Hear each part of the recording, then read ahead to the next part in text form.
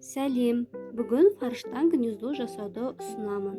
Видеоның соңына дейін көріңіздер. Пиязды ұсақтап турап аламыз. Чеснокты теркадан өткізіп ұсақтап аламыз.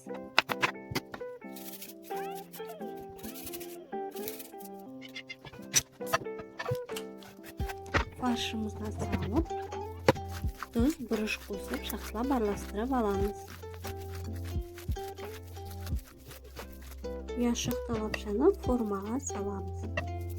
Фаршымызды доңғалатып қойып шығамыз. Видеодағындай көрсетілгендей қоямыз. 500 мл суға 4 қасық майонез саламыз, жақсылап араластырамыз. Дәміне қарай бұрыш, тұз саламыз.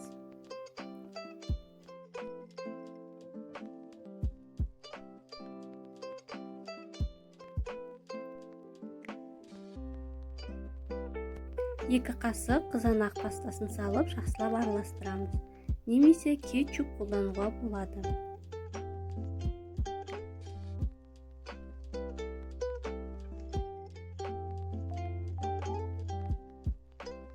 Дайындап алған соусымызды формаға құйып шығып, 180 градуста қызып тұрған пешке 30 минуттай пісіреміз.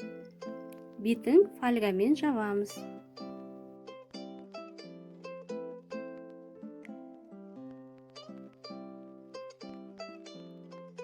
Сүзбемізді теркадан өткізіп дайындап аламыз.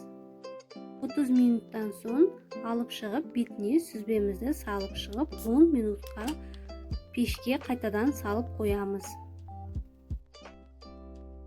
Өте дәмді болып шығады. Жасап көріңіз. Видеоның соңына дейін көргеніңізге рахмет. Менің каналыма тіркелуді ұмытпаңыз. Әлі де жаңадан рецепттер болады.